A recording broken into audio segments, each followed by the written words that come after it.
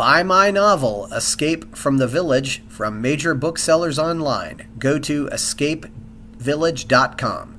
Subscribe to my Substack. Go to fountainheadforum.substack.com. Thank you. Welcome to the party, pal. This is Fountainhead Forum 86. I have Esteban Hernandez. He has two podcasts. One is called Factores de Poder, and the other is called Contrapoder 30, which is 30. And he's fluent in Spanish. Both of those are Spanish podcasts. We're going to talk about Javier Milei in Argentina and how it will impact South American politics for the future, hopefully for the better. And Esteban's from Venezuela, so we might talk a little bit about what's going on there too. How are you today? Good. Thank you for having me, Chris. Yeah, and Esteban is in South Florida now, which is where we've got a lot of Spanish-speaking liberty activists in South Florida now. They're really hard workers. So let's get started here.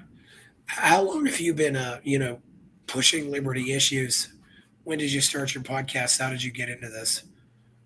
Well, I mean, pushing liberty issues, it was before the podcast. Yeah. Because I was an activist.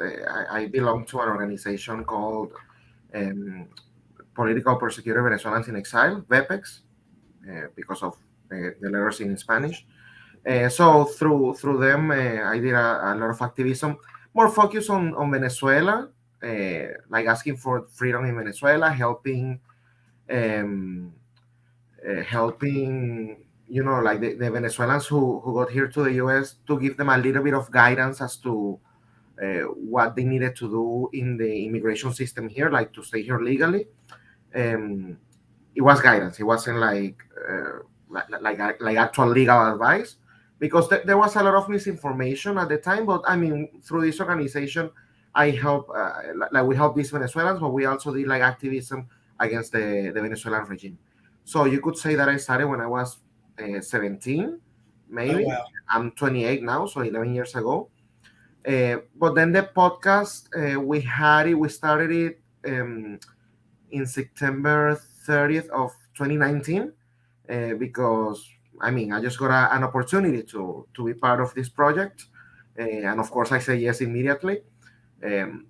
By the way, since you said that we were going to talk about Milei was one of the people that I got to interview once before he even got into the political arena. So I mean, through this podcast, we have interviewed a lot of interesting people throughout Latin America and Spain as well. And then we also added like the written media outlet. It's called Contrapoder News.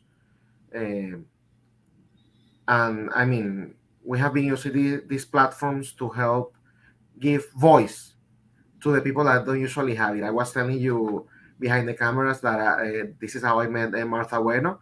I mean, a libertarian doesn't usually get a cover, by the mainstream media, or in this case, it was a mainstream media, but it is a really, really big channel.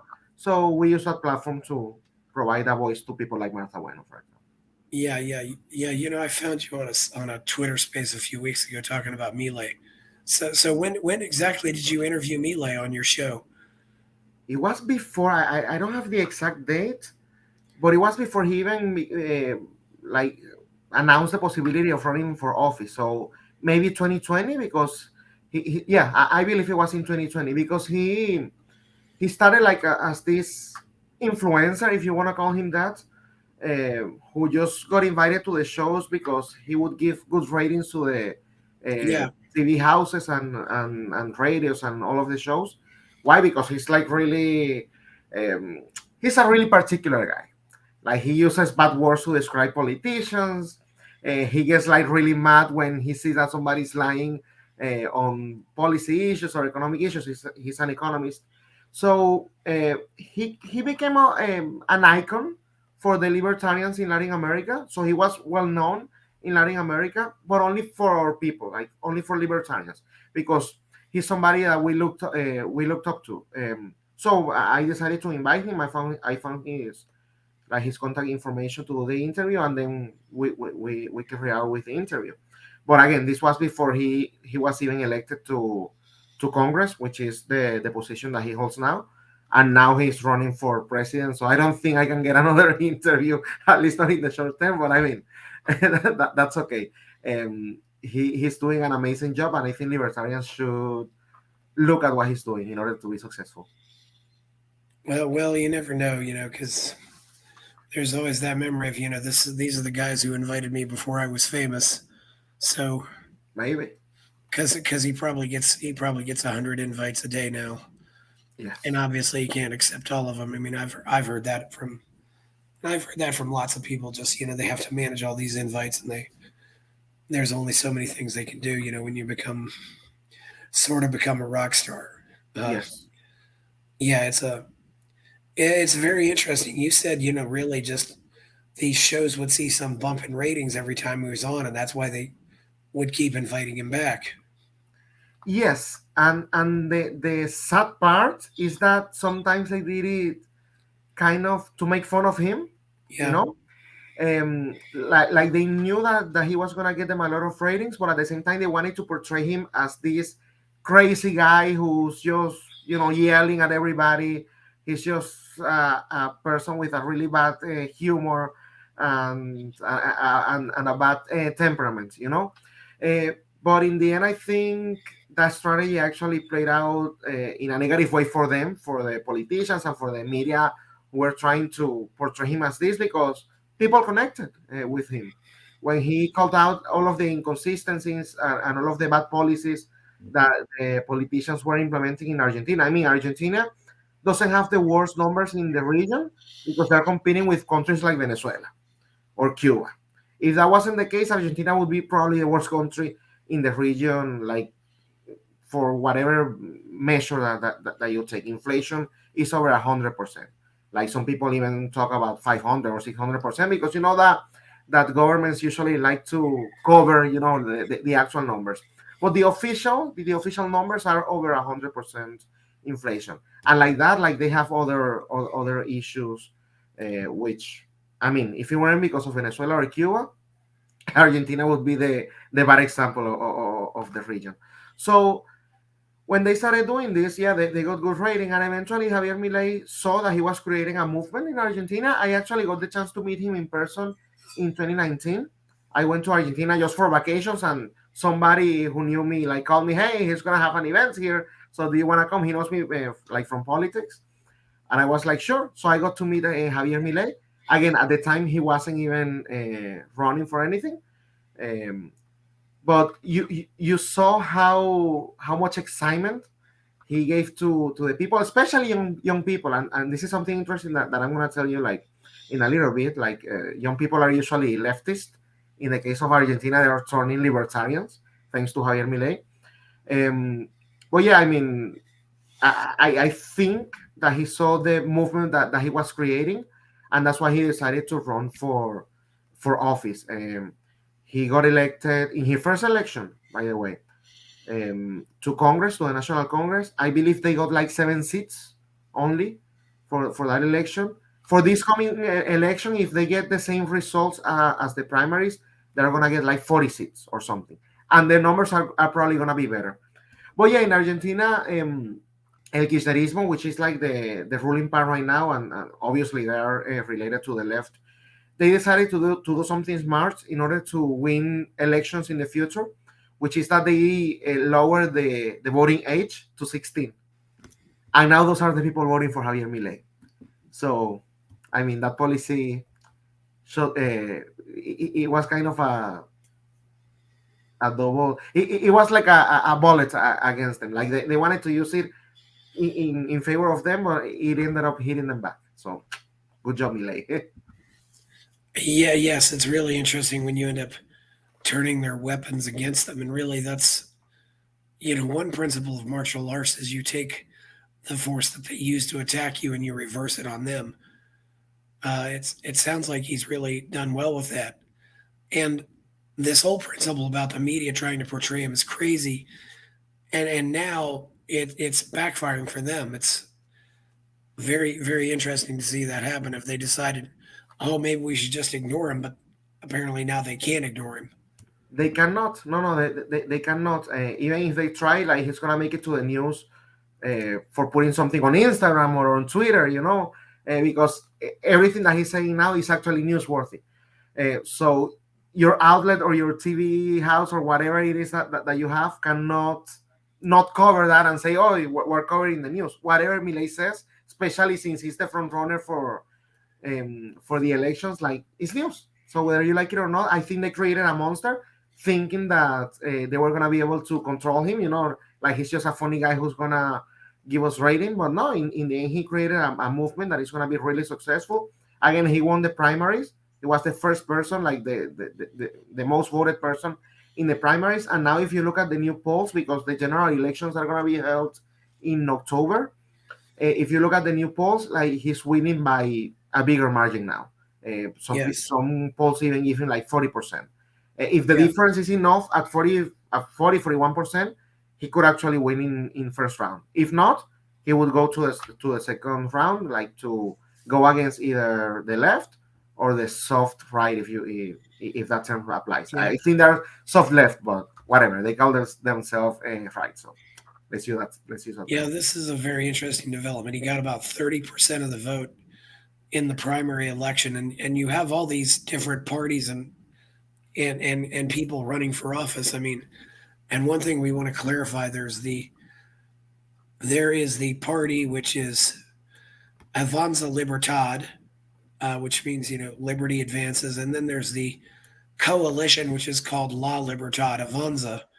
So it's yeah, so he's representing not just the party but also the coalition. Yes, yes, and again, he's doing something that I don't think has been done in the past, not only in Argentina, but I would dare to say worldwide. Um, Usually, and a lot of people in Latin America do this. For example, when you ask me in English, it might be easier because I think people know the terms better. But if you ask me in Spanish what my ideology is, I usually say, if I want to simplify the message, I say right wing, because that way I don't get related to the left wing. And again, simplifying the message is something that is important. Even though I share like libertarian principles, in Latin America, saying libertarian, they don't even know what that is. So if you don't Yeah. want to be part of the left, you usually say, oh, that you're right. Usually, a lot of people don't do that, but the people who don't do that, they tend not to be successful. Now, Milei is an exception to that rule. Milei has never said that he's right wing. Milei always uses the term either libertarian or liberal, because in Latin America, the liberal term is more in the classical sense of it, right? It's not like here Yes. in the US where you say that liberals Yes. are the Democrats, exactly. So, I mean, he always uses the terms libertarian or liberal. And like this, he was able to win the election. He was able to connect with the people. He was able to simplify the message like in other ways, so that the political label or ideology that he uses wasn't even a factor for this. People are voting for him not because he's a libertarian, but because he's saying, look, these people have been implementing these policies that created inflation, that created poverty, that created this and that. These are the issues that you're facing, and I'm promoting these other policies that has never been implemented in Argentina. So, people are actually voting for the change. He didn't have to cover like his actual ideology to make it more likable by the people. No, he just went with the right ideas, with the right message, with the right style. Something that connected with the people, and that's why we have this phenomenon in Argentina. Yes. Well, it's not an accident that the words liberty, libertarian, and liberal all have the same first five letters. Mm-hmm. Yes. They liberal is libertarian. It always will be. I don't care what the other people say. Other words we use in America. Anarchist, anarcho-capitalist. I don't know how that translates, and some also like to use the term voluntarist. Yeah, I think Milei has used anarcho-capitalist as well. Yeah, yeah. Anarcho-capitalista, yes. I don't know how the word voluntarist would translate into Spanish. Voluntarianismo. It would be voluntarianismo. Voluntarismo. Yeah, yeah. Yes. So That's good to know. Yeah. I mean, I agree with you. The liberalism, again, in the classical sense, is nothing compare, nothing related to what we call liberalism here in the US. But there is an issue there because even though you're right, if you call yourself a liberal here in the US, they're going to say, oh, you're a Democrat or you're on the left. Yes. And in other countries, that is happening as well. The Liberal Party of Colombia, for example, they are left wing. Like they didn't start it out like this, but now they are left wing. So in Colombia, if you use that term, they're gonna kind of relate you to that political party. So again, this is why I think that what Milei is doing in Argentina is like way more interesting than any other political phenomenon around the world. Usually, when you look at people, outsiders in Latin America, they're usually more of the conservative wing, more of the right wing, like they use that label and they're like really conservative on social issues. Javier Milei is pro legalization of drugs. Javier Milei is pro gay marriage. Javier Milei is pro life, which is something that libertarians are divided on. But when you look at the social policies that he wants to promote and the economic policies that he supports, he's a true libertarian, even though you see also a bunch of people who call themselves libertarians who are criticizing Javier Milei just because of the style. I mean, I would say something. If he's being successful and he's the only libertarian successful at doing politics, I think we need to copy him. I don't think we need to criticize him. He's doing something different that is being effective. So instead of attacking him and trying to portray him as a non-true libertarian, I think we should learn from him, and maybe that can be replicated in other places. Like we have seen that there are like libertarian parties in many countries, in Chile, in Spain, in I don't know if we have one in Colombia. Like there are many libertarian parties, and they never get to anything. They cannot even elect one local representative. And this guy is gonna become the next president of Argentina. So instead of attacking him because of his style or because he has a picture with conservative people and that's why he's not a true libertarian, I think we should learn from him, and I think we should look at the policies that he's promoting. He is still a libertarian, even though he might have a picture with conservative people, in the from Latin America. Well, when you get 30% of the vote, eventually you're going to get to this place where people want to get their picture taken with you, even if they're just trying to ride on your coattails. It's very interesting. Do you think maybe he's been successful just because the people in Argentina have gotten so desperate? Yes, that might be it. But again, he was able to connect with the people because people in Argentina, like people in general, they can be desperate. Again, in Venezuela, 80% of the people, they reject the regime, but they also reject the opposition. And that doesn't mean that if I go there and I do politics there, which obviously would be in different circumstances because in Venezuela, elections don't work for anything. That doesn't mean that they're going to support me. Like the fact that people are desperate doesn't mean that they're going to support anybody who appears in the public eye. It doesn't work like that. Like he has to, even though yes, people are desperate, and that might be one of the reasons why he's being successful. He also has to have the right way of saying his message. If he doesn't do it like that, Javier Milei would have been just another person in the political arena. He would have been just another libertarian who just gets like 1%, 2%, 3% of the votes in the general election, which is, by the way, what happened in the past presidential elections. Jose Luis Espert, like he was the candidate for La Libertad Avanza, and he got about 2 or 3% of the votes at the national level. So there is a little bit of what you're mentioning, but there is also a lot of merit to what Javier Milei is doing.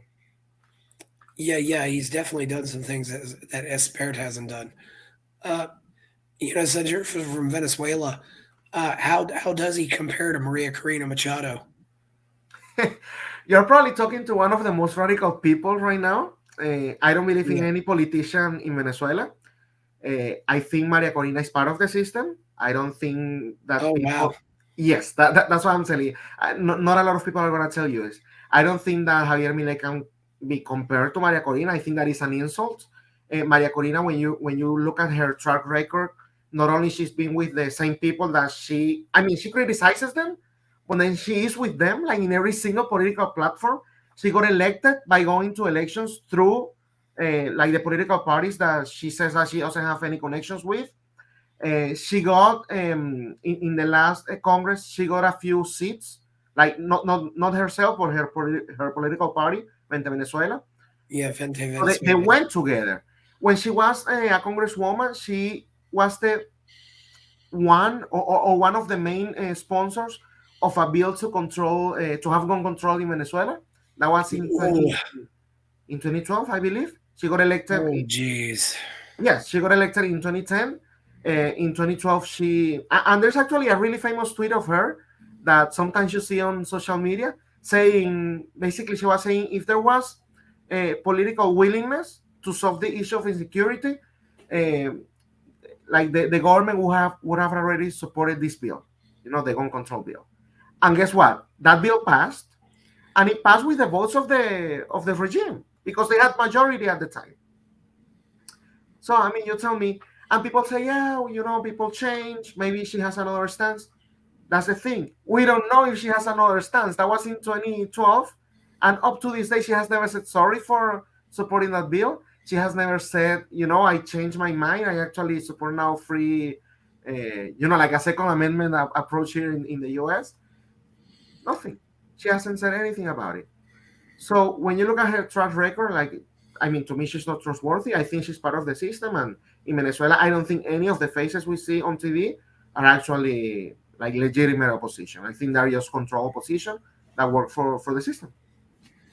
That's I'm sad to hear this. That's the first time I've heard that about Maria Corina. But and even I know other Venezuelans who are certainly look at her as a fan. But yeah, it's or look at her as a hero. It's sad to hear that if it's true.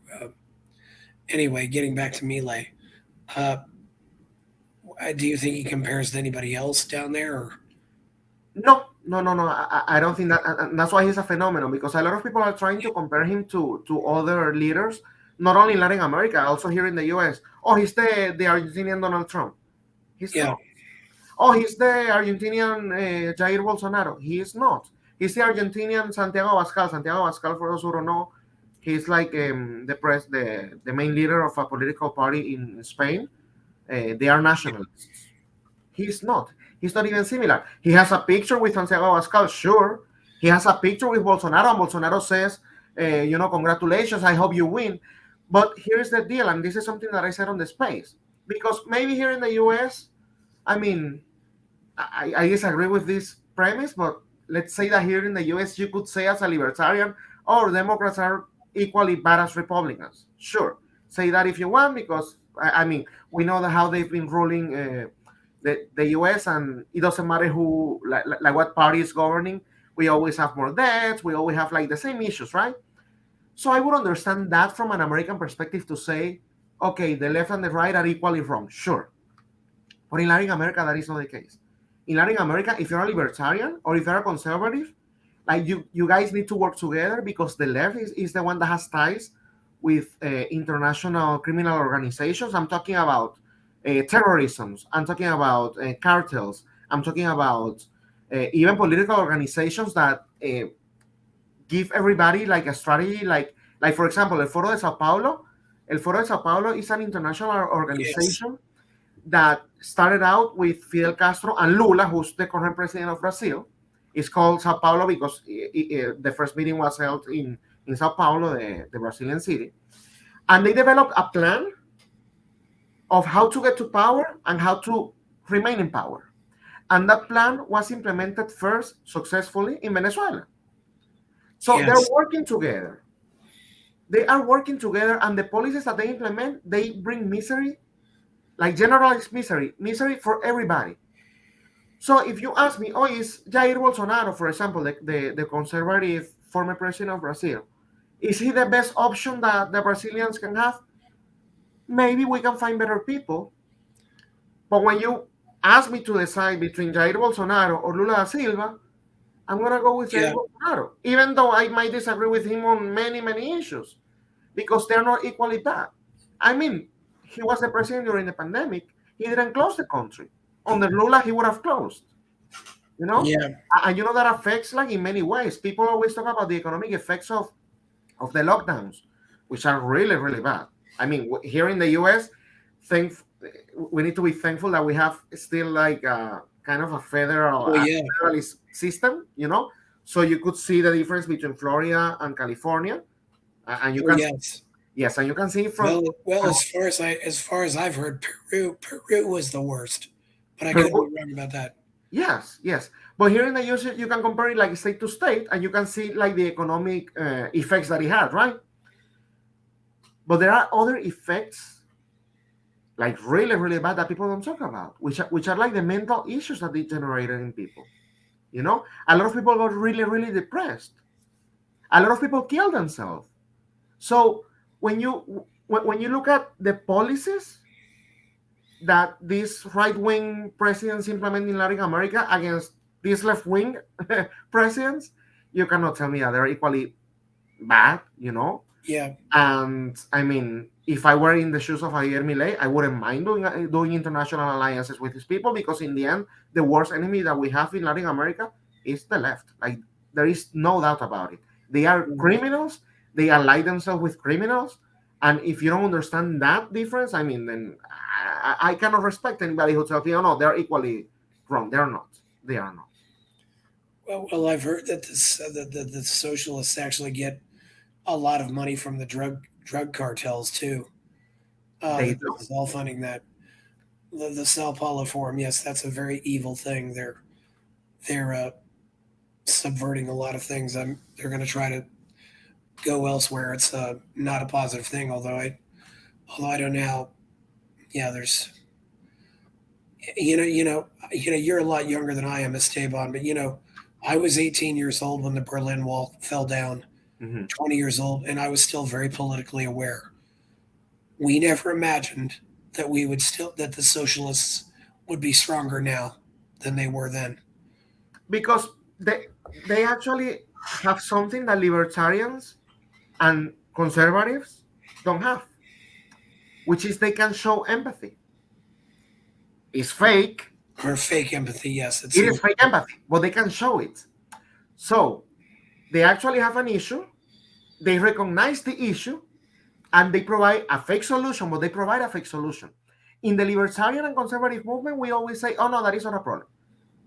You know, no, no. Whatever it is, let's say, for example, racism. You know, here in the U.S. Oh no, racism doesn't exist. I mean, you can argue that systematic racism doesn't exist, sure, but saying that racism doesn't exist, that is a huge difference, because there are racist people. So, I mean, how will you solve that problem? Oh, okay, we need to talk to people better. We need to make them understand, that the color of the skin uh, doesn't limit you, or doesn't uh, like give you like more advantage. And I would actually argue that yes, racism does exist, for example, here in the US, but the actual racists are the ones that say that you're inferior. So, for example, when you have people saying that we need to develop policies in order to help Black people, right? I mean, so you're saying that Black people cannot do that by themselves? You're a racist. You are a racist. But that is not the argument that we see by libertarians or conservative. The argument usually is, oh no, racism doesn't exist. Yeah, Racism is an issue.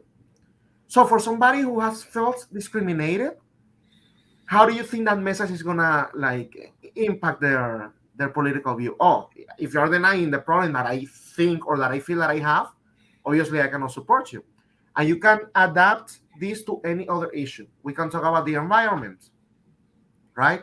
I mean, you have people on the right saying climate change is a hoax, or climate change doesn't exist, or we don't need to protect the environment. Maybe the approach that the left is doing is not the right one. I mean, not maybe, for sure, that is not the right approach, because more government is not going to solve any problem. But when you have somebody who cares about the environment, the environment, and you tell them that is not an issue, I mean, that person is never going to support you. You can call out the fake lies that the other side is doing and saying. So they basically want to raise your taxes to do nothing, because that's what they do when they're fighting against climate change. They actually do nothing. They want you to live a worse life by not using your car or by not traveling by plane, but then they actually travel by plane, like private planes, and stuff like that. So calling out their hypocrisy, I think that should be the main issue, instead of denying, the topics that some people actually find really important. When we have the real empathy, where we say, okay, I recognize that this is an issue important for you, but the solution they're providing to you is not the right one, then I think we can improve. And that's what Javier Milei is doing. Javier Milei in Argentina, he has never said, oh, inflation is not real. No, no, no, no. He said inflation is real. He said, yes, poverty is growing. Like, there are poor people. Inequality, sure, it might be an issue, but why is that an issue? Inequality, again, that is something that libertarians, we usually say, that is not a problem. The problem is usually poverty, and I agree with that. But Javier Milei was a little bit smarter. He said, yes, inequality is growing in Argentina.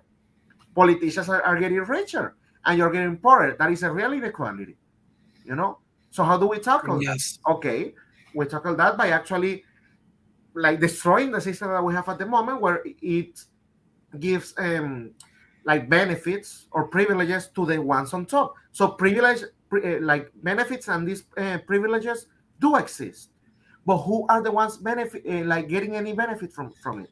It's usually politicians.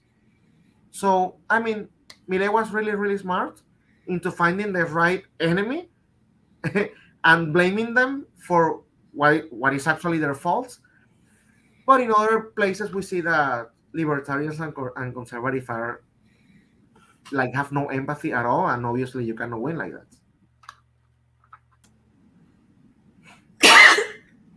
Yes. It's interesting too, because I think a lot of economists can seem very cold and very unfeeling. They seem rather like eggheads, as we would say. And it sounds like Milei has become enough of a showman and enough of a personality to really attract people, and he's become more charismatic, as we would say. And he's learned how to work. One thing I wanted to ask you. I guess the culture of the media in Argentina and Latin America in general is very different. In fact, I think a lot of Spanish television is actually, and movies are actually made in Miami.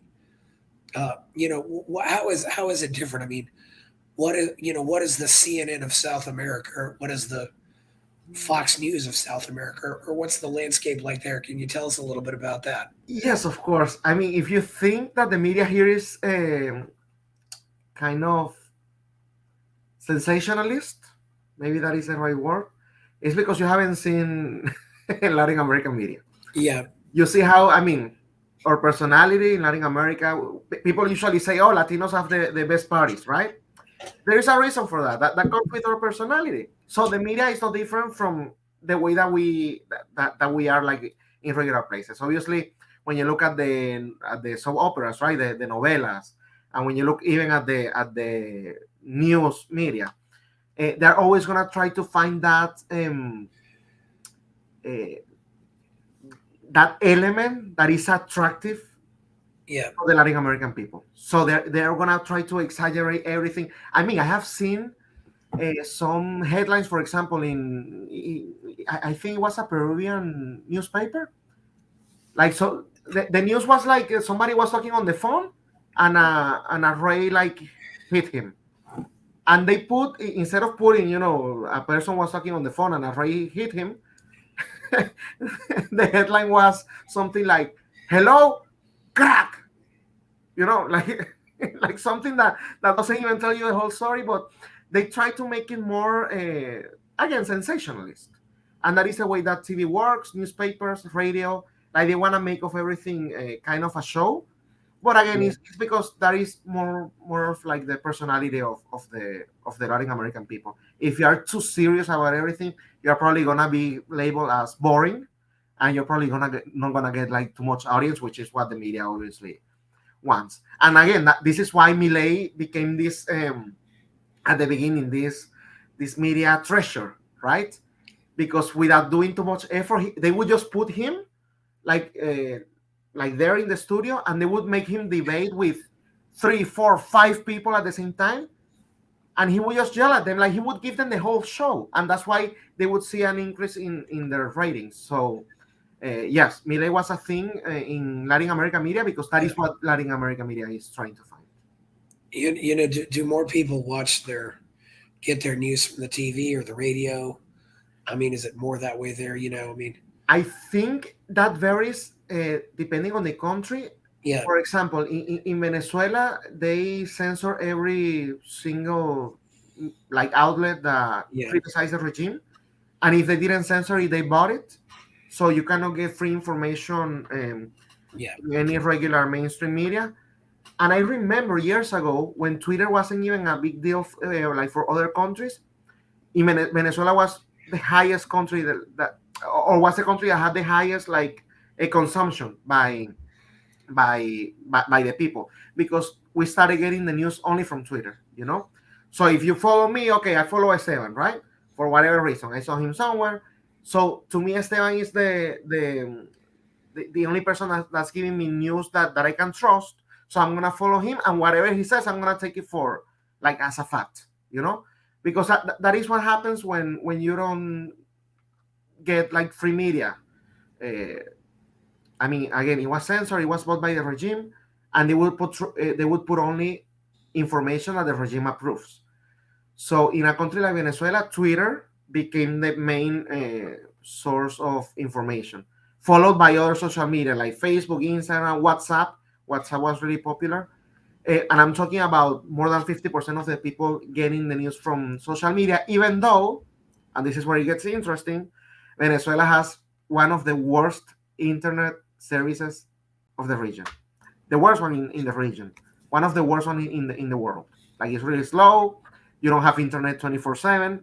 So I mean we have those issues. I don't know about Argentina. I don't know like how it works in other countries. I can tell you this. Milei is huge on Instagram. Like he has over a million or 2 million already. Let me see. I can check. I think he has over 2 million already followers on Instagram, and he posts everything there. And everything that he posts there like gets obviously 2.7 million. And he got to 2 millions recently before the elections. So he's on his way to 3 million followers on Instagram. Um, but I think in the countries that have like a regular situation, like Argentina, for example, like Colombia, this is just my belief. I haven't do any research on this. I think the mainstream media is still driving the public opinion. Just like here in the US, people say, oh, Twitter is more important. I mean, yeah, Donald Trump became a thing because of Twitter, yes. I mean, he would put something crazy on Twitter, and yes, that would resonate with people. But it was actually mainstream media covering those tweets, what made him, like all of this power media wise. So I think that is the same phenomenon that we see in these other countries. Even though Twitter, Instagram, Facebook, TikTok have become like really, really important platforms to do politics, I would say that the real power still remains with the mainstream media. Like they are the ones that make you known in the country, and they cover whatever you put on social media. If they wouldn't cover it probably wouldn't be as impactful as it is with the mainstream media covering it. yeah.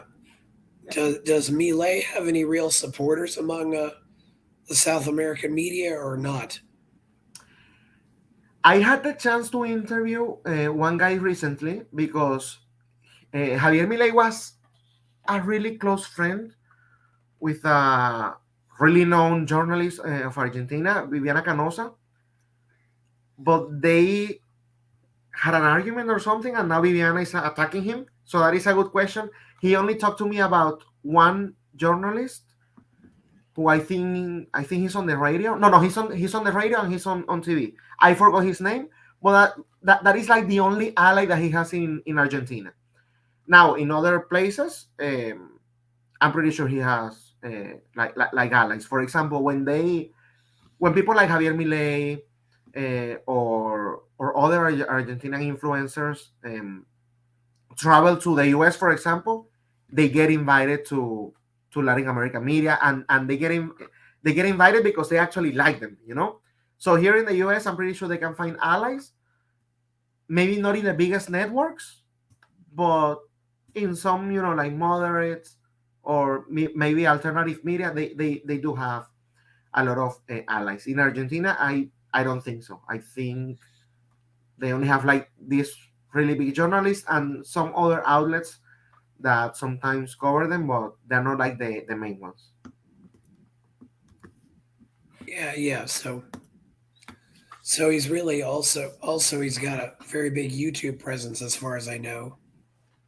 Yes, every single show that he goes to, or every streaming that he does, they usually put it on YouTube, and of course, it becomes something newsworthy. Like you start seeing a lot of parts of any interview, of any intervention that he does. You see it all over social media precisely because, yes, he's a big deal on YouTube, he's a big deal on Instagram, he's a big deal on Twitter as well. Yeah. So just I never thought of this, but has YouTube or anybody tried to censor him yet? I don't think so. Again, I don't, I don't think he has a like the main thing that he does on YouTube is not his own channel. So I wouldn't tell you that he's been censored because what you find on YouTube is usually other people posting either interviewing him or posting like parts of other interviews. So I don't think his content has been censored yet, fortunately. But I would say that if he starts like his own YouTube channel and uploading content, you know, periodically, he would probably get censored. I mean, it's Javier Milei. He uses bad words. He's not on the left. He says uncomfortable things, and we know that YouTube doesn't usually like that type of stuff. Maybe YouTube just doesn't care about people outside of America. They do. They do. They have censored other people that I know. But again, they do this periodically. Um, I mean, for example, the little channel that I told you about, Contrapoder 30, Yes. we got a strike. We got a strike on covering. I was doing a live stream. I was covering CPAC, right? And I was kind of translating what Donald Trump was saying when he was talking. And Donald Trump said, like he repeated, that there was a fraud in the last elections. Again, I was just informing and I was translating, and I said Donald Trump is saying this.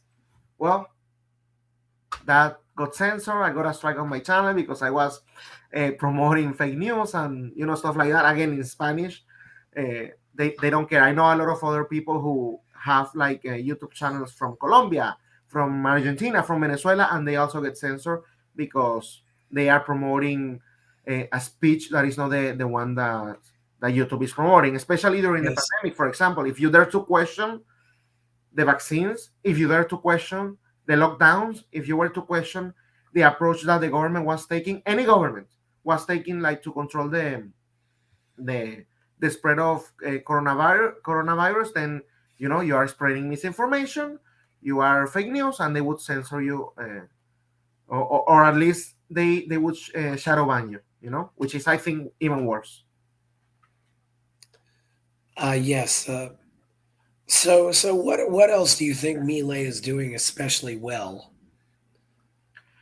I think that Millet, unlike other libertarians, especially in Latin America, he's understanding who the real enemy is, which is something that I told you. I mean, you can have difference with conservatives in Latin America. Maybe here in the US it works different, but in Latin America, and I cannot emphasize this enough, the worst enemy is the left.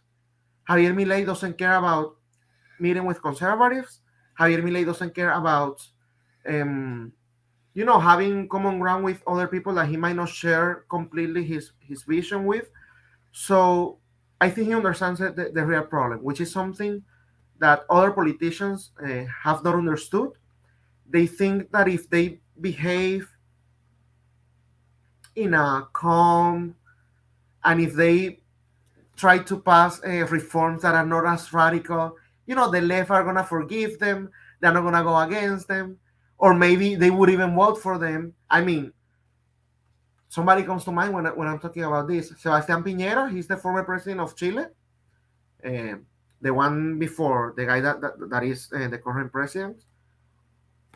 He left these people, like these radical people, to burn the country. Like they burned the whole country. They burned I don't know how many train stations. Which again, if you're rich, you don't use public transportation. Let's be honest about it. So who are you affecting when you destroy, like the public transportation and the train stations and like these small businesses? And he didn't know anything about it. Like at the beginning, he was like really radical. He came with a speech, "We're not gonna allow you to do anything," and he didn't do anything. Like the whole country got destroyed because of this Piñera guy being too quiet, being too Yes. moderated, like moderate. He didn't understand the enemy, and he thought, okay, I'm just gonna leave, and that's it. Nothing's gonna happen. Eventually, they're gonna come after you. Javier Milei understands this, you know, and that's why he's not backing down in what he's proposing. I mean, his main campaign thing is, I'm gonna put a bomb in the central bank, and people are voting for him.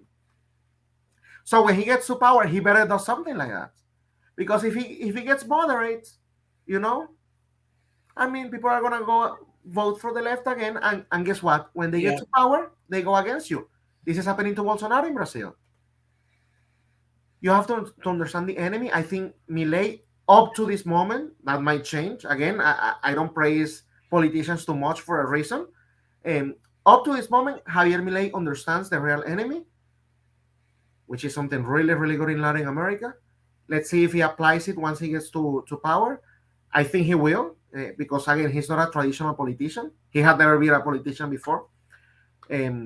So I think that is the most thing that I would rescue from Javier Milei, besides what I have said already, which is the fact that he connects with the people. He knows how to send a message. He knows how to put something complicated as the elimination of the central bank to something really simple. I'm going to put a bomb. Why? Because the reason why your money is not worth anything right now is because of that institution.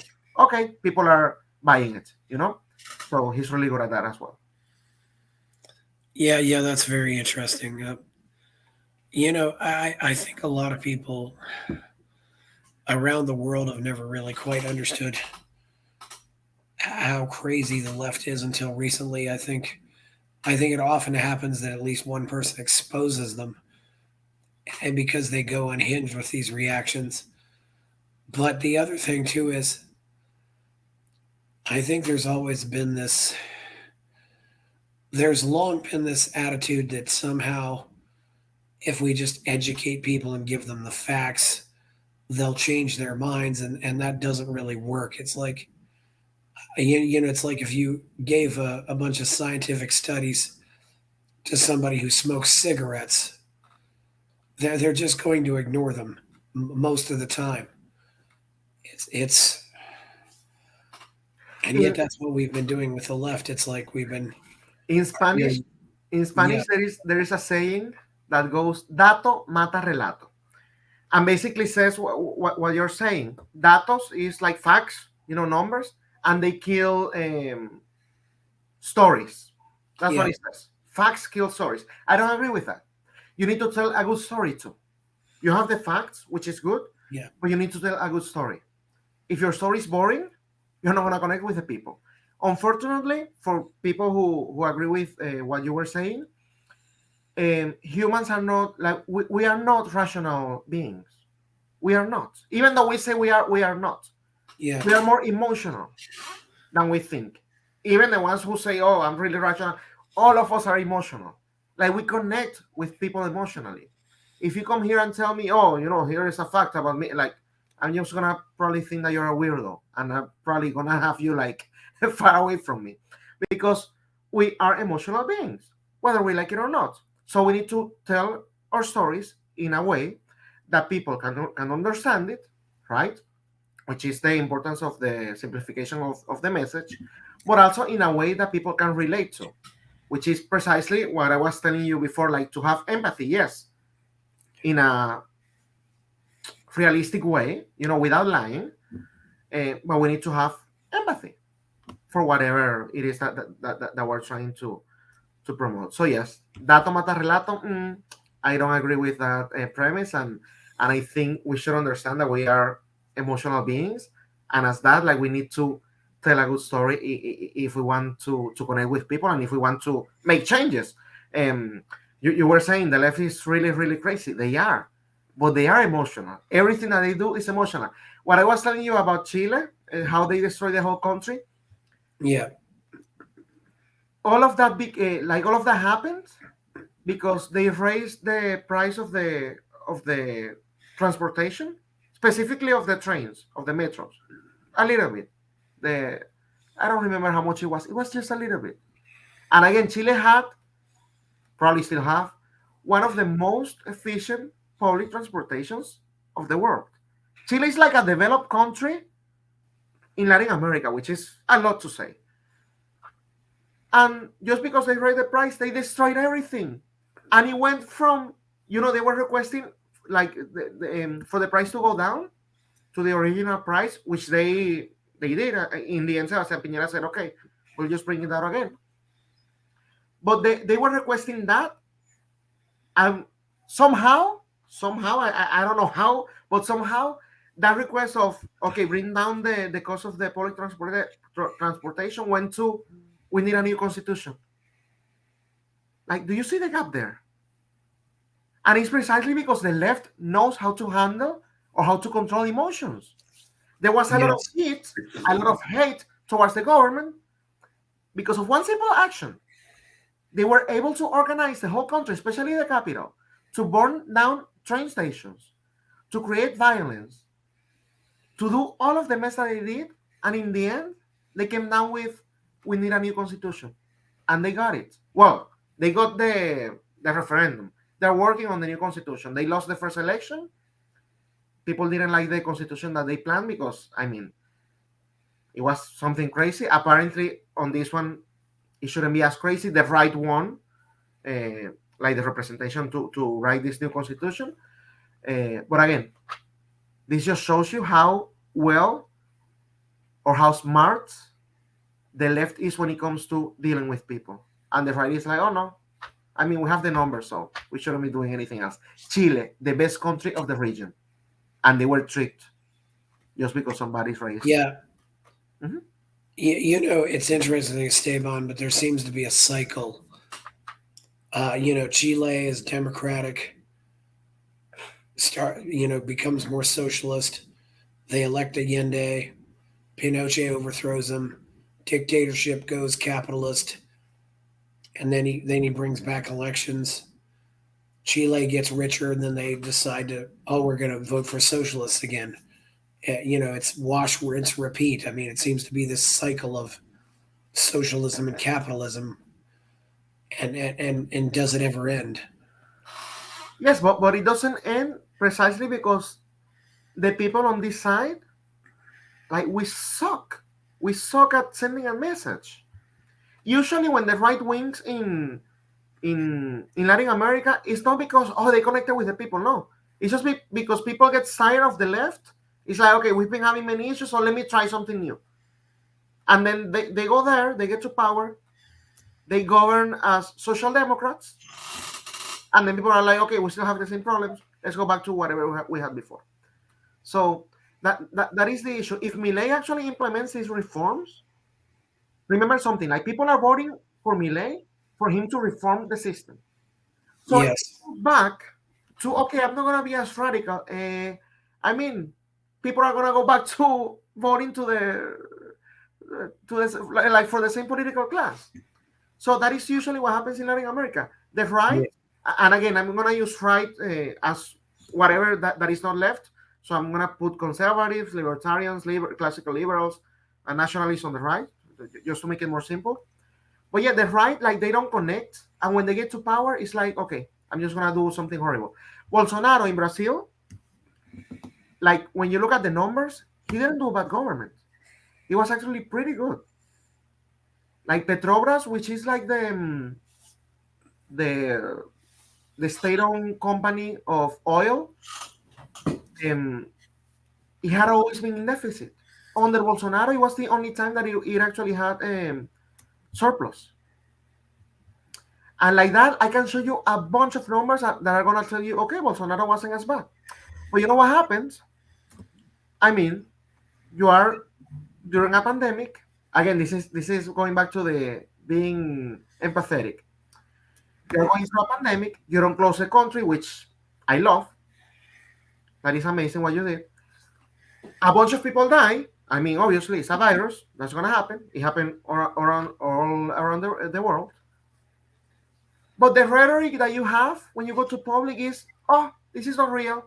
I got it, and it's just like a flu.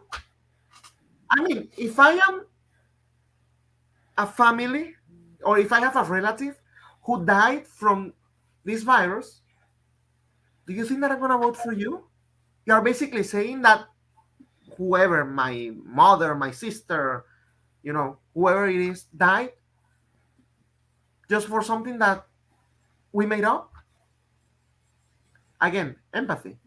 Bolsonaro, policy wise, was right, but I think he got confused with the being politically correct against being an asshole.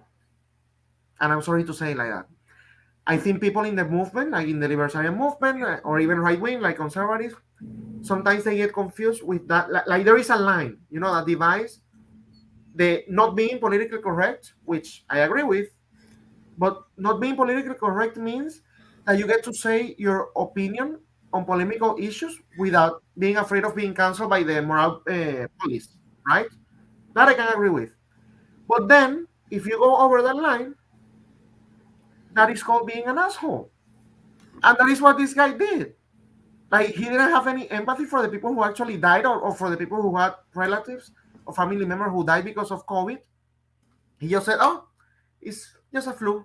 Whatever, guys. Like, don't pay attention. Obviously, you're not going to win the next election. That is obvious to me.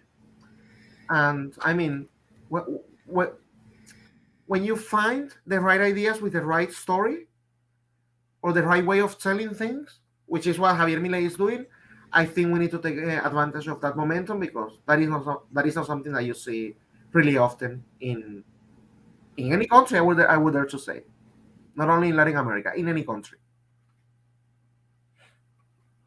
Yeah, what kind of impact do you think Milei will have on the rest of South America?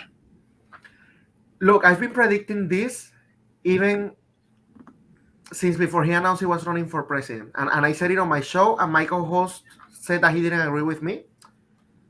But I still have the hope. I mean, people wouldn't think that he would run for politics. People wouldn't think that he would win as a congressman, and people wouldn't think that he would come in first in the primaries. So I think it is fair to say that Milei is a phenomenon, and he's gonna, or he has the capabilities to go above and beyond of what we are expecting. So I think Javier Milei might become, if he plays like his cards right, and if he does a good government in Argentina, I think he can become the next Hugo Chavez. Okay, and I'm gonna put those quotes there for this movement. Yeah. Chavez was the president of Venezuela, who became the regional leader of the left. I think Milei can do that from the other side. I think he has all of the talent, the support, the recognition, the style, the charisma, to do it. Well, as one person said, and I noticed this, said he's using Peronist methods to achieve liberty ends. Do I think that Peronist methods to achieve liberty? Achieve libertarian ends? By Peronist, do you mean populist? Yeah, I guess so. If you mean populist, yes. Yeah. Again, this is something that I've been saying also for a long time. I was I believe it was in April that I got to go to to an event, where we were like discussing economic development, like in the region. The event was in Colombia, so kind of important to have these type of discussions there, right? And I saw that all of the people were precisely criticizing populism and things like that. And like when I go to talk, I asked them, what is a hammer? A hammer is a tool. The hammer is like strong enough. If I use it like to destroy something, I can, right? I can get this table where I'm here. I hit it like hard enough with a hammer, and I'm gonna destroy it. But I can also use the hammer to build things. It's just a tool. It depends on how you use it. Populism is the same. Populism is a way of doing politics. And it goes related, or it is linked to what I'm telling you of telling a good story. For those who are saying, oh, you cannot be a populist and be a libertarian, I mean, that is why you never win. And you are never going to win. Because you don't understand how the mind of the voter works. You need to connect with them. And that is called being a populist. Dividing a society between two groups, the enemies and the allies. That is what Milei is doing. The thing is that he didn't say rich against poor. He didn't say blacks against whites. He didn't say women against men, which is something that the left is doing all the time. He said politicians against people. He calls them la casta politica. Casta is like a group, like an oligarchy or something like that, like a group with certain level. So he divided the people between la casta politica and the actual people. These are the ones, la casta is the ones that are promoting these failed policies. Because of them, you are in this negative situation. And the people, you guys are the victims precisely of these policies. So do we need to be a little bit more like that? Yes, we do. We do. That is what the left does. And they're really successful. The thing is that they divide it, again, by race, by age, by sex, by nationality, by many characteristics that they find. Argentina has one of the strongest feminist movements of the world. Like they are like they do this like huge concentrations like all the time. And they're like really, really radical. They are dividing the people between men and women. Everything that goes bad against women is because men exist. So Milei is doing the same, but he's doing it against the political class. And it works. And I think we should not criticize it. But I mean, again, I think there are people who just like to lose all the time. They just want to stay in the opposition forever. In the opposition that nobody pays attention to, like even worse. But I think they want to do it because in the end they're actually afraid of being successful. It's not the same talking than doing. So if you actually have a shot at winning, you're going to have to implement what you promoted during the campaign. So I think some people, they just rather never get there because that way they don't have to be accountable, for what they're. Yeah. By the way, how destructive has the feminism in Argentina been? You said it had one of the strongest feminist movements in the world. I mean that doesn't living in America, you can see how it's completely destroyed everything. I mean, I don't feel that feminism here in America is as strong. You see, so that just shows you the perspective. That's scary. That's a really scary thought that feminism there could actually be worse than it is here. Yes, for example, to me, when you have 1/4 of women, on antidepressants or psychoactive drugs, and I mean, this is the, I mean, what's the divorce rate down there? What's the? I don't know. I don't know about those numbers, but they're actually like promoting that agenda, and they say muerte al macho. Like muerte is like killing, death. El macho is like the man. But macho is like another word of saying man, So they promote that type of stuff. I was in Argentina, as I mentioned you, in 2019. That is when I met Milei. I was there just for vacations, and I stayed at a hotel that was like 2 blocks from Congress, right? And for some reason at that time, Congress decided to discuss the abortion bill. Yeah. I mean, I couldn't get out. I literally that day I had to have like the dinner that I had that day was like at a Starbucks that was next to the hotel where I was staying, because everything was blocked by the feminists, and it was such a mess, you know. And you could see them like with the with their colorful hairs and their how do you call this, like the green, kind of like a green towel that represents, you know, that they are pro abortion and all of that. And it was a mess. They were doing like, you know, like making everything dirty, like painting the walls, screaming like crazy. I mean, again, I was in vacation for only 2 weeks and I got to see that, which is something that I had already seen on the media. And I knew for a fact that Argentina like had one of the biggest feminist movements in at least in Latin America, I would dare to say in the world. So yeah, I saw that firsthand, and it is messy. If you ask me, the feminist movement here in the US is not strong. I would say that other movements, like the racial ones, you know, like Black Lives Matter, even though right now that organization is probably not as relevant as before, but I would say the racial movement has a strong or a stronger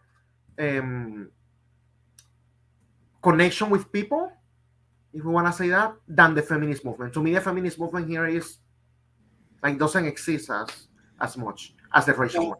Well, maybe it's because the feminist movement has already done the damage. I mean, you don't need to have Maybe. it anymore once the damage has been done. They're going on, they're going on now to, they're more concerned now with, people who, they want to get men into women's bathrooms now and things like that. So, I mean, I don't know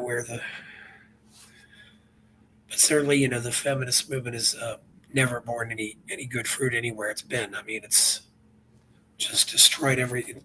And, I don't know how, it's interesting too, a lot of the feminists in America have allied themselves with other causes which weren't necessarily feminist, but they thought they would achieve the goals they wanted. It's Yes. they want to fight domestic violence. So what did they do over 100 years ago?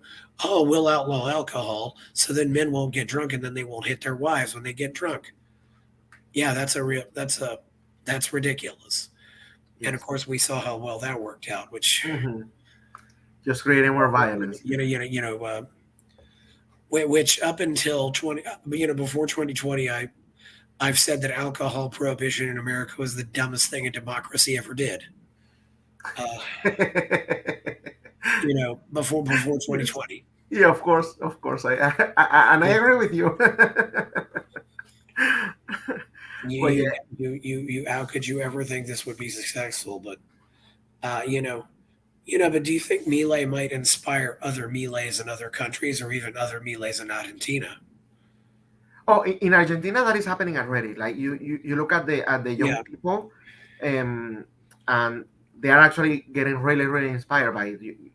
You see that young people are getting more interested in politics, they're getting more involved, and they are defending the libertarian ideas, which is something really, really important. That is a battle that I don't think libertarians have been able to win in other places, which is convincing the young people to not vote for the left, but actually to support you in the right ideas.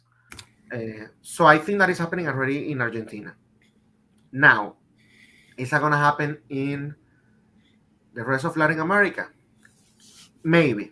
We have an issue, which is that we think that we can copy others. And that shouldn't be the goal. So, for example, if I'm going to start doing politics here in South Florida, I shouldn't be trying to be Javier Milei.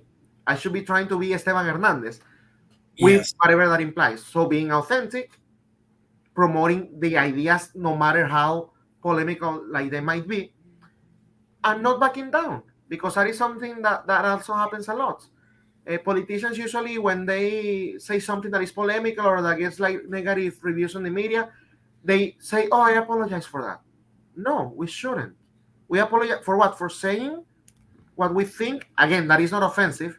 That is not being an asshole, which is what I told you. Like we need to keep always that line in the right place, because libertarians here, and again, I think you're part of the Libertarian Party, right?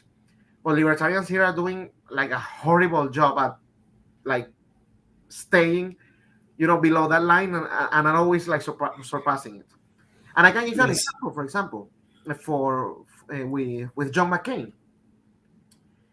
Donald Trump went after John McCain. Like he said, "Oh, I like the ones that don't get captured," right? Yes. And people like that. But then we see like some uh, like social media of the Libertarian Party celebrating McCain's death. You cross the line. Like nobody's gonna get behind you just because of that. You can Yeah. say that he was terrible at doing policy, which he was. Yeah. Uh, what Donald Trump did, that was smart, Yeah. the way that he did it. But then when you say, "Oh, we're so happy that he died," okay, and this comes from a guy who celebrates the death of a bunch of people in Venezuela. But there is a difference, like a huge difference. Like these people, they're actual criminals that they commit crimes directly. Like they tell you, like here, for example, you go to march against the government and they actually repress you and they kill you. It would make sense for the victims of John McCain, for example, to celebrate his death. The ones like in the Middle East and in other countries over there. Sure, that would make sense. But somebody here in the US, I think that is the divorce precisely of the empathy that I'm talking to you about, and the reality. John McCain is not a criminal in the US. He might be a criminal in other countries where, again, if those people celebrate that he passed away because of all of the harm that he did to their country, sure, that makes sense. But somebody in America celebrating his death, that doesn't make sense. You're not going to connect with people. You're just going to be labeled an asshole because that's what you're being right now. So I think we need to precisely have that line like clear Yes. and understand what is worth like to defend and what is not worth to defend. Your ideas, defend them. Doesn't matter how crazy they are. Doesn't matter if they sound like a conspiracy theory right now, because maybe 10 years from now, the time is actually gonna give you um, like the right, like the reason. I mean, this happened with the war in Iraq. It wasn't popular to go against it back then, and now it's actually a stain. If you supported that war, it's a stain in your track record. So be always truthful to your principles, yes. Be polemical, sure, but be consistent. Like there are things that don't help advance the ideas of liberty. Uh, so, for example, another approach to McCain's death that could have been done.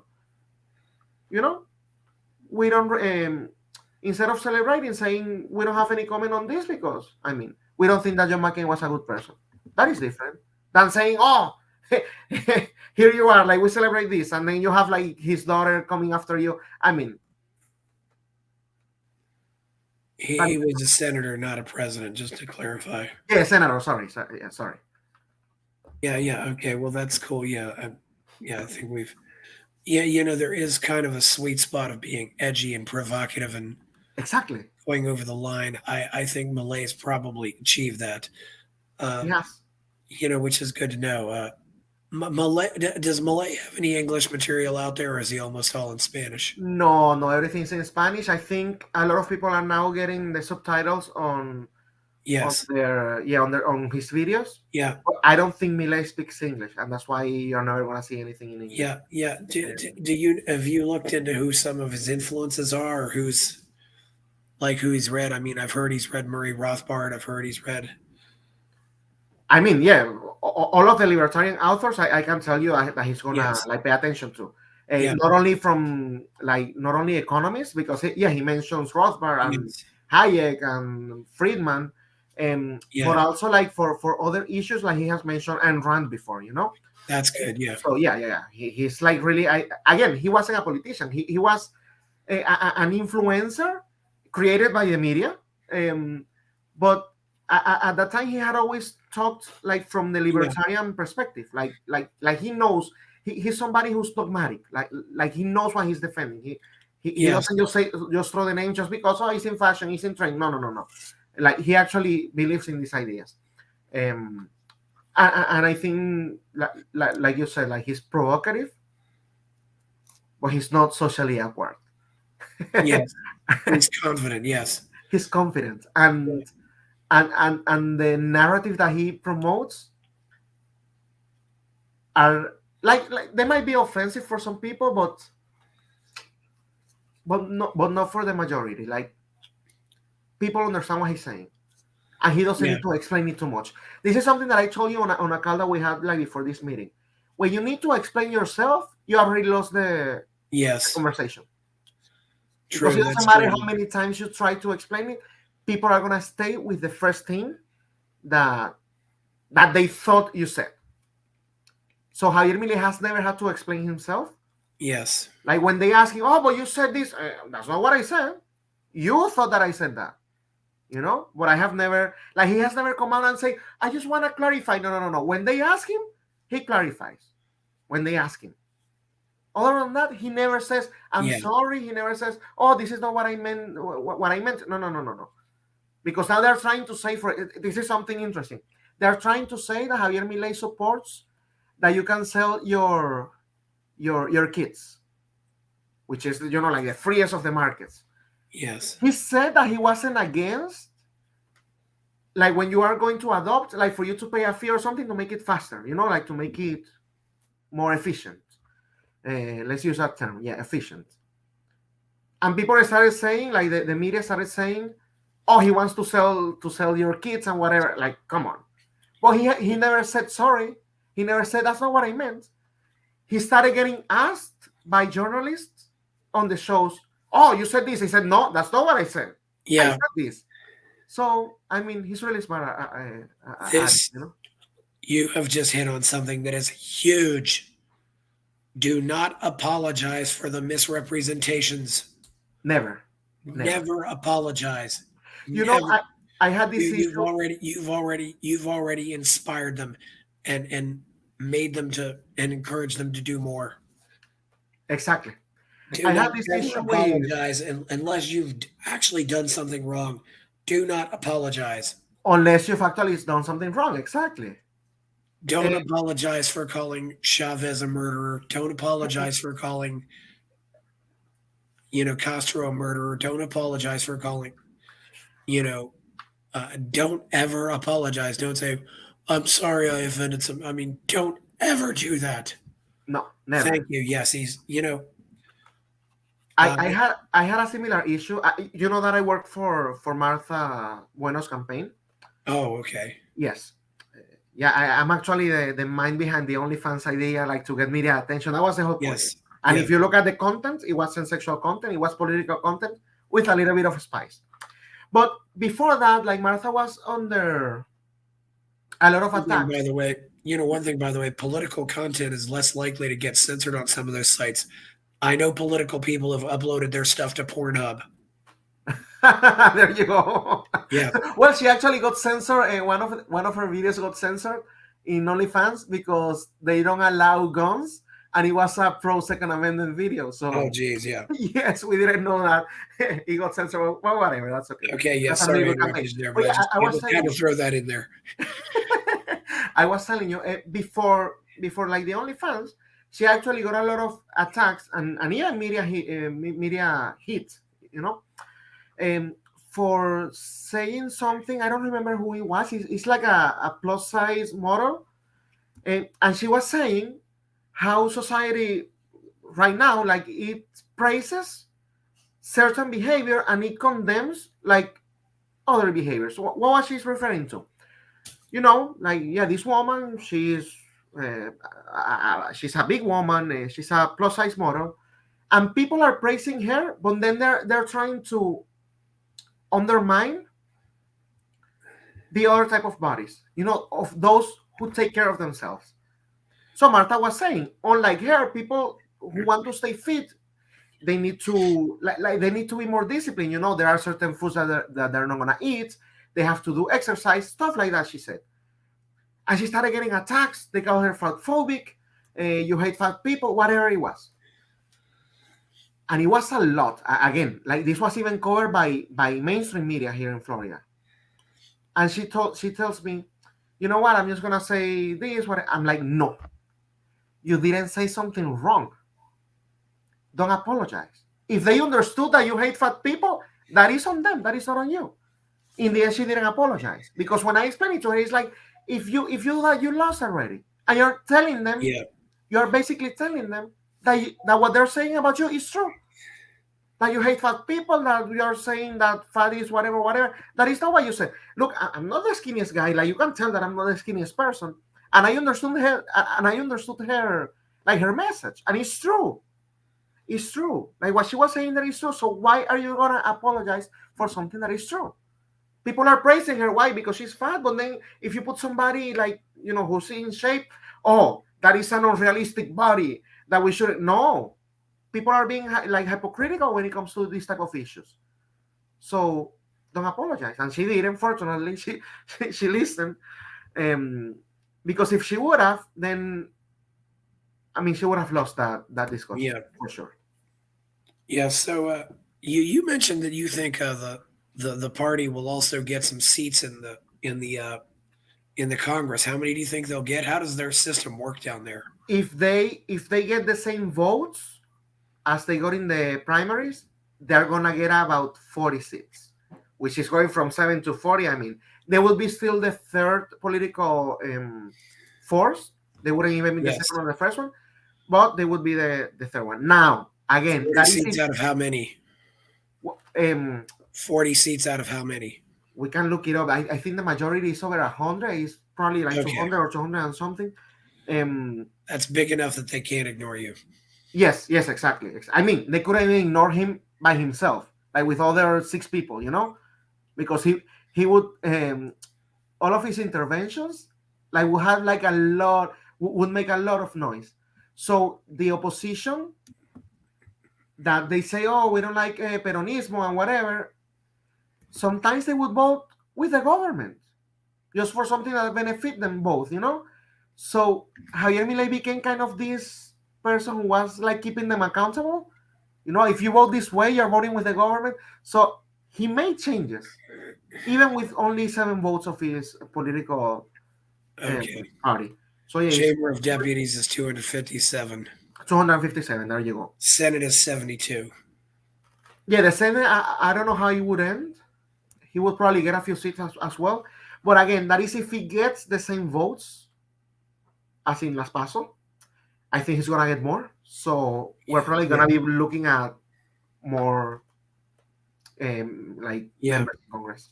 Probably 70. I don't know. I wouldn't know. Like it depends on how many votes he gets, but yeah, that's gonna be really interesting to see. I've heard from a few detractors of Milei recently. It seems like Gloria Alvarez has expressed some concerns about him. What do you think is the root of some of these concerns? I think what's going on here is we have some of the more intellectual libertarians who are just upset that he's not going the more intellectual route as opposed to a more populist route to success. But has Gloria said something about him? Because from my understanding, they were still friends. Well, there was a Reason magazine interview with Gloria and Eduardo Marti. They were both talking about him. More looking at it from, say, an objectivist angle or something like that. I don't know. There's definitely some people who are concerned about. There's a lot of people who, I think a lot of people who are generally for free markets who are concerned about populism because populism can yield some really bad things. And I think that is the issue with libertarians, that they don't understand real politics. To me, that is just the main issue. They don't understand real politics. They think that whatever you read on certain books, that is enough. Okay, you read it, you said it, and then if you are running for something, you get elected, and then you implement it. And unfortunately, it doesn't work like that. The slogan that we had for the Martha Bueno campaign, like taking into account that she did an OnlyFans, was dirty politics. And that is for a reason. politics are dirty, like really, really, really dirty. People think that they know, and they don't even know like a tenth of how bad like politics is in reality.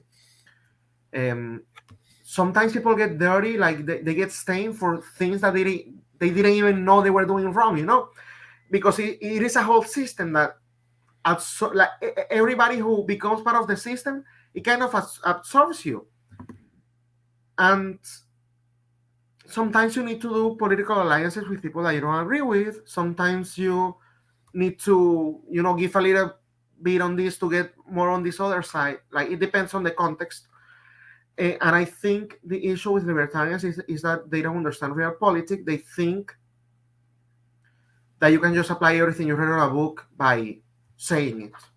And it doesn't work like that. I mean, Gloria, she ran a campaign like for president second time in Guatemala. She's doing it more like to create awareness, I think, because the constitution doesn't allow her to actually run until you're like 40, which she's not 40 yet. But again, even if she was running for real, can she connect with people? Are Guatemalans going to listen to what she's about to say? Because Argentinians are doing that with Milei. And again, he's using populism as a tool, yes, but he's promoting the right ideas. He hasn't changed any single idea. Yeah. So can you do that without populism and being successful? I think if we check the history of the libertarian movement, the answer is no. Yeah. Anywhere. Yeah. Well, Gloria also has looks going for her. By the way, what do you think about how much do you think Milei's look helps him? I mean, he's got the hair, he's got the. It's definitely something that he definitely has a unique look about him. And I think that is his signature, the hair, actually, because people always remember like his hair. Our teenage boys copying his hairdo now, or even 20-something guys. Look, that is probably going to happen. I've already seen like little kids being dressed as Milei, which, by the way, I disagree with. To me, children are sacred, and you should children be children, right? Yeah. That is something that we say here because the left is always trying to do their weird stuff on children. They're trying to impose their agendas on children. So I think it should work both ways. I saw a video of a little guy like imitating Milei, which I don't think it's funny at all. Like let him be a child because that's what he is. But yeah, going back to your question, I think that is gonna happen because it's already happening, whether we like it or not. He's becoming this. I mean, we saw it with Donald Trump here when he became president. We saw it with Donald Trump. So being Latin America more sensationalist than the US, I think, and where politicians are more of celebrities, even than here in the US, I would say that is something that you can expect. Yes. Well, Trump has said that when he would do, The Apprentice and stuff like that, kids would walk down the street and see him in airports, and they would say, "You're fired." Well, that's different. That wasn't politics. It was just a show. To me, that there is something wrong with that. But when you tell your kids that it's okay to admire or to follow like a politician, like, come on, no. Admire other people. Admire Donald Trump for being a businessman or for being a showman, but not as a politician. Yeah. Not as a politician. Yeah, the thing about showman, I've also heard that he's got he apparently has a girlfriend who is quite a performer too, and maybe that's had some influence on him. On Milei? No. Oh, you mean no? I think it's his personality because you cannot impose your personality on other people. I mean, look at Ron DeSantis. I like him. Ron DeSantis, like the governor of Florida. Yes. I like him as a governor. Okay, like what he did during the pandemic. But Ron DeSantis is not a showman, not at all. There you go. And if you try to impose that on him, it's just gonna look cringe. I think you need to go like to again. This is something that I already told you. We shouldn't be looking for another Milei. We should be looking for people promoting those ideas, yes, but somebody who copies his personality, that is not gonna be successful. You have to be your own. Something that I told Martha, like when I was doing her campaign. I know that OnlyFans is gonna be successful with you because of the way that you look, because of your personality. People like the people with bad thoughts in their head, they're gonna think that you're gonna put this for something else than political. So I'm gonna feed on that. That's what I told her. I wouldn't do OnlyFans with her opponent, who was like a Republican mainstream political guy, like that wouldn't work on him. It wouldn't have created the same effect. So you need to understand what your qualities are. You need to understand what your also your weaknesses, right? And then work based on that. Like Ron DeSantis being Milei, that would be just Oh yeah, crazy and crazy. yeah. I would be disgusted by it because it's not gonna look natural. Have you seen him trying to smile? Like it doesn't even look natural. So It imagine doesn't. It doesn't. It's not Ron DeSantis. Yeah. exactly. So imagine him, or let's do it the other way. Let's tell Milei to relax a little bit, or Donald Trump. Yeah. No, keep it quiet, keep it down. That is not them. Yeah. You know, That is not I've said about Ron DeSantis for a while. I just want Ron DeSantis to stay in Florida. I'd like to see him prosecute the corona criminals as governor, and I think he's more likely to be able to do it as a governor than he would be as in the feds with the feds. I don't think he'll. I think he goes into the swamp. He'll just be overwhelmed and he won't be able to do anything. But as a governor of a big state, he's got a shot at getting a lot of things done. Yeah, it's true, which he has done already. But Yeah, what I want to see him try at the federal level because he's a really yeah, interesting person. yeah, I want to see him try at the federal. yeah.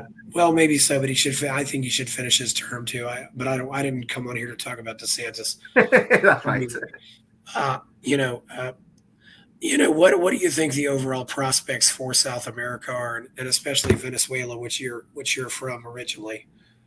How do you think Venezuela gets out of this? Do they get out of this, or does it turn into North Korea? The only the Or only way. Cuba has never gotten out of it. Cuba is at the same place they were 60 years ago. Mhm. The only Yeah, way to get out of Cuba, um, I mean, of that type of regime, of the Cuban regime, the Nicaraguan regime, or the Venezuelan regime, is by force. yeah, People are promoting right now elections in Venezuela. Maria Corina is part of that. Maria Corina is one of the candidates for the primaries to get the leadership of the opposition.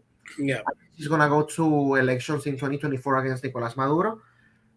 Every single poll shows that she should win the primary, like really comfortable, like yes, 50% of the votes.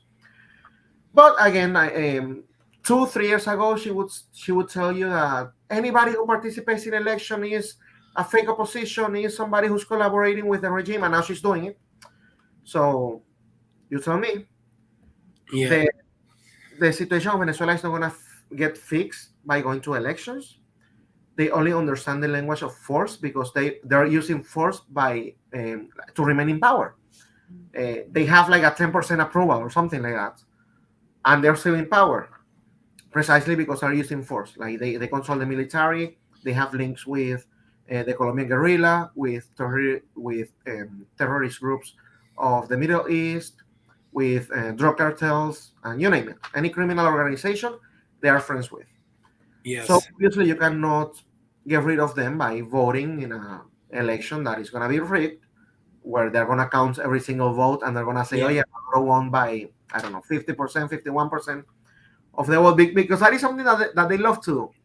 They love to put that the victory wasn't as much, so you can hope that the next election you can actually win against them. So if the opposition gets 2 or more candidates, remember this. I told you this first. Maduro is not even gonna get 50% of the votes. They're gonna say that he got 48, 47, something like that. So when you add the other opposition candidates' votes, it's more than 50. So you say if we would have got only one candidate, we would have won. So in the next elections, we can do it if we go, united. That is like they're cynical. They play with your mind like that. So yes, yeah, the only way for that to change, it's either a military coup, which that is not going to happen, and you have the high rank military kind of benefiting a lot from this regime because they are controlling like certain mafias. Everything in Venezuela is a mafia right now. It's not only drugs, it's food, it's gas, whatever you name it. Like they have a yeah, special business with that. So they are giving the generals a lot of participation in these mafias. So I don't think a military coup is yeah, something real. The other would be either a military intervention by other nations, which I believe under Trump, it was the closest that we got to that, because he actually wanted to do it. But I mean, there are other people who advise him not to do it.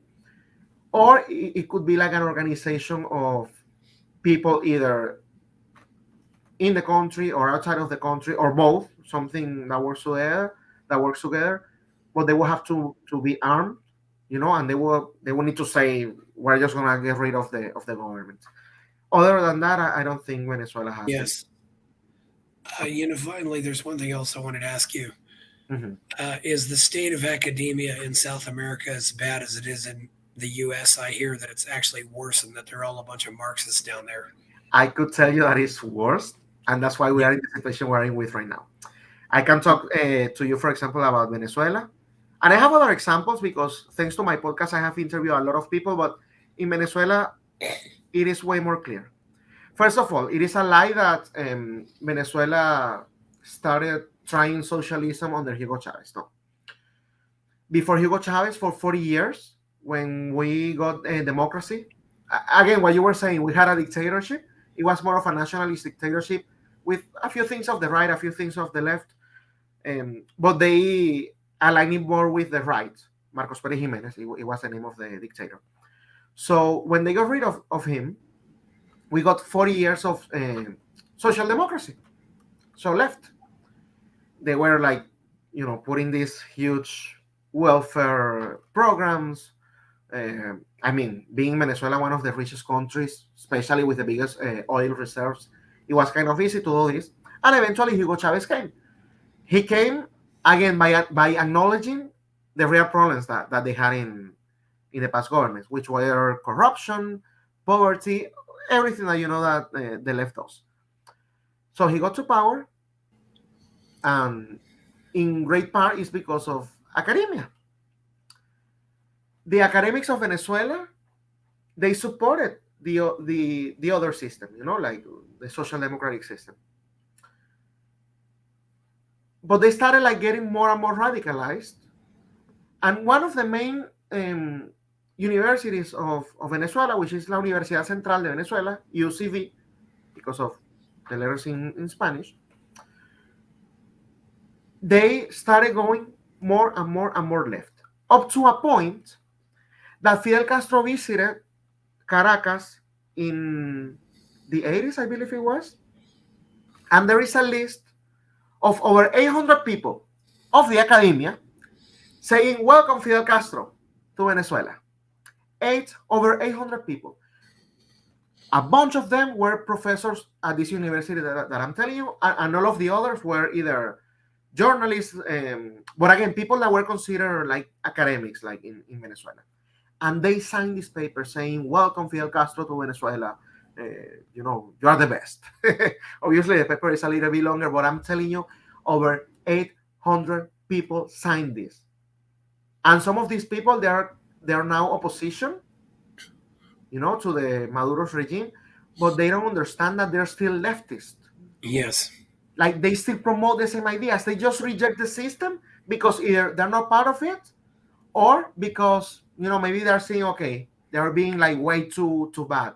They're killing way too many people. They're like, the situation is so bad that we cannot cover it. So that's why they oppose them. But they promote the same ideas. So that is the academia in Venezuela. In Chile, I interviewed one lady. Her name is Vanessa Kaiser. She actually got elected to be a councilwoman in a city. She's not there anymore. But she comes from academia. Like, she's an academic. Like, that's what she is. She has a PhD in philosophy and in political science. And when you talk to her, like, you're not talking to a politician. She decided to go because of the same reasons of Milei. Like, she saw a problem. She's like, okay, if nobody else is going to do it, I want to do it. She didn't like it. Again, she said, I'm not doing this anymore. But she told me that she had an issue. Every time that she wanted to publish, for example, an academic paper, they would see her name because, like, her family is really famous in Chile, the Kaiser family. They would see her name, and they're like, no, we're not going to publish her. Doesn't matter what it says. It was done by Vanessa Kaiser. They're not going to certify it as an academic paper. So I can tell you for sure, even though I don't know as a fact, but I can tell you without having the fear of being mistaken, that the academia in Latin America is even worse than here in the US. Yeah, well, that's very interesting. I think it's a good time to go. Do you have anything else you want to say before we go? Well, the only thing that I want to say, especially to libertarians, is that we need to learn from those who are winning. We don't Yes. need to copy those who are losing. If we want to make the change, then understand that maybe there are things that we're doing right, which is proposing the right ideas, but the style that we're using to propose them is not the right one. And that's why we're not connecting with people. Okay, well, yeah, that's great. So please like the video, subscribe to the channel, follow the channel, go buy my novel, Escape from the Village, check out my Substack. I'm Chris Baker, and we are out.